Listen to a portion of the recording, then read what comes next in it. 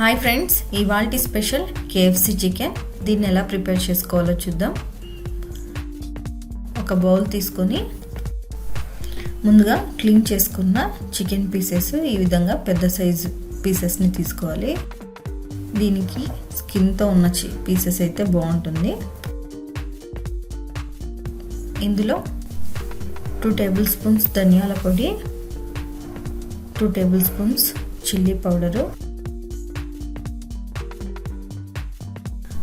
1 table spoon జీలకర్ర పొడి, 1 table spoon మిరియాల పొడి, రుచికి సరిపడినంత salt, 1 table spoon mixed herbs వేసుకోవాలి.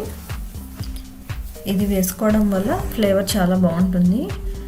ఇది ఉంటే వేసుకోవచ్చు, లేకపోయినా పర్లేదు, ఇది ఆప్షనల్. ఇందులో కొద్దిగా అల్లం వెల్లుల్లి పేస్ట్ కూడా వేసుకొని మసాలా అంతా ముక్కకు బాగా పట్టించుకోవాలి.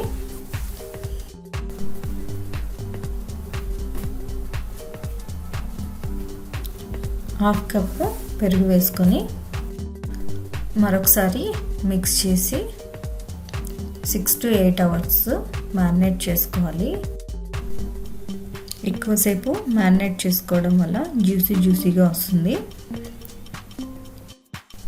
ఈ విధంగా మిక్స్ చేసుకొని ఫ్రిడ్జ్లో పెట్టేసుకుందాం. 8 అవర్స్ మ్యారినేట్ చేసుకున్న చికెన్ని తీసి పక్కన పెట్టుకుంటున్నాను. ఇప్పుడు మరొక బౌల్లో మైదా పిండిని తీసుకొని ఇందులో కొద్దిగా వంట soda, 1 table spoon mixed herbs, 1 table spoon మిరియాల పొడి, కొద్దిగా garam masala, 1 table spoon chilli powder, కొద్దిగా సాల్ట్ వేసుకొని ఒకసారి ఈ విధంగా మిక్స్ చేసుకోవాలి.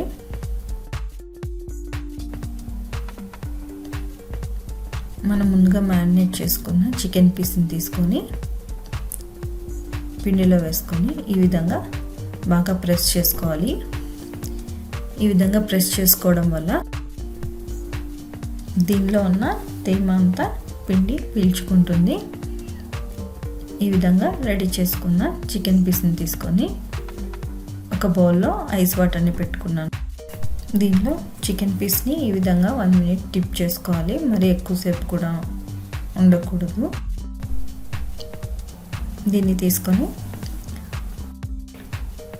మరొకసారి పిండితో ఈ విధంగా లైట్గా కోట్ చేసి పక్కన పెట్టుకోవాలి.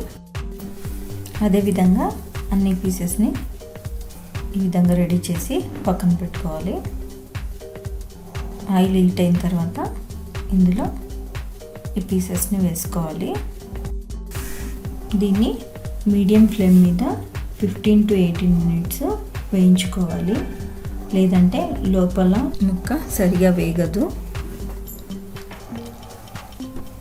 మధ్య మధ్యలో ఈ విధంగా టర్న్ చేసుకోవాలి.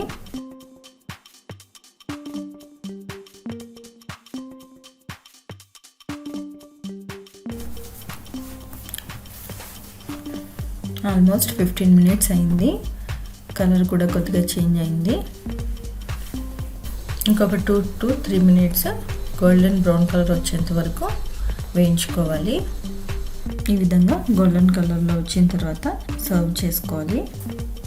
అంతేనండి, ఎంతో రుచికరమైన KFC చికెన్ రెడీ. మీరు కూడా ట్రై చేయండి. మీకు నచ్చినట్లయితే లైక్ చేయండి, షేర్ చేయండి.